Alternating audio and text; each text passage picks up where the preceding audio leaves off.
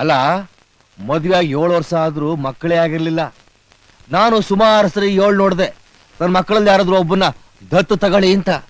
ಓಹೋ, ನೆಪ ಹೇಳಿ ತಪ್ಪಿಸ್ಕೊಂಡ್ಬಿಟ್ರು. ಆಮೇಲೆ ನಮ್ಮತ್ತಿಗೆ ತವ್ರಿಗೆ ಹೋದವಳು 1 ವರ್ಷ ಆದ್ಮೇಲೆ ಕಂಕಣ ಒಂದು ಕೂಸಿಟ್ಕೊಂಡ್ ಬಂದ್ಬಿಡದ. ಓ, ನಮ್ಮಣ್ಣ ಏನ್ ಕುಣ್ದ ಆಡ್ಬಿಟ್ಟ. ಕಡೆಗೂ ದೇವ್ರು ಕಂಡ್ಬಿಟ್ಟ, ನಮ್ಮ ವಂಶ ಉದ್ಧಾರ ಮಾಡಕ್ಕೆ ಒಂದು ಗಂಡು ಮಗ ಉಟ್ಬಿಡ್ತು ಅಂತ.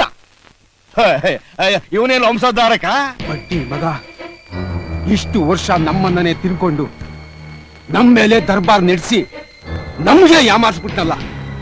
ಯಾವ ಊರೋ ಯಾವ ಕೇರಿನೋ ಯಾರು ಬಿಸಾಕಿ ಪಿಂಡನೋ. ಅದಕ್ಕೆ ಇನ್ ಸ್ವಲ್ಪ ಅನ್ನ ಕತ್ಕೆ. ನಾವು ಹೊಟ್ಟೆ ಉಳ್ಕೊಂಡು ಸಾಯ್ತಾ ಇದ್ರೆ ಮಧ್ಯದಲ್ಲಿ ಬಾಯಿ ತೋರಿಸ್ತೀಯಾ? ಇನ್ನೊಂದು ಸಾರಿ ಮಧ್ಯದಲ್ಲಿ ಬಾಯಿ ತೋರಿಸಿದ್ರೆ ಸಿಡ್ಹಾಕ್ಬಿಡ್ತೀನಿ. ಇದು ತುಂಬಾ ಅನ್ಯಾಯ ಅಪ್ಪಯ್ಯ. ಯಾವನೋ ಬೀದಿಲ್ ಬಿದ್ದಿದ್ ಬೇವರ್ಸಿದ ಮಗ ಈ ಆಸ್ತಿ ಎಲ್ಲ ಅನುಭವಿಸ್ತಾ ನಮ್ಮ ಮೇಲೆ ದರ್ಪ ತೋರಿಸ್ತಾ ಇದ್ದಾನೆ. ಇದು ಯಾವ ನ್ಯಾಯ? ನಮ್ಮಲ್ಲೇ ಯಾರನ್ನಾದ್ರೂ ಒಬ್ಬನ ದತ್ತು ತಗೊಂಡಿದ್ರೆ ಈ ಆಸ್ತಿ ಎಲ್ಲ ನಮ್ದಾಗ್ತಿರ್ಲಿಲ್ವಾ? ಈಗಲೂ ಕಾಲ ಮಿಂಚಿಲ್ಲ ಮಗನೇ. ಆಸ್ತಿ ಯಾವತ್ತಿದ್ರು ನಮ್ದೇ, ನಮಗೆ ಸೇರ್ಬೇಕು. ನೋಡ್ತಾ ಇರು ಈ ನರಿ ಬುದ್ಧಿನ.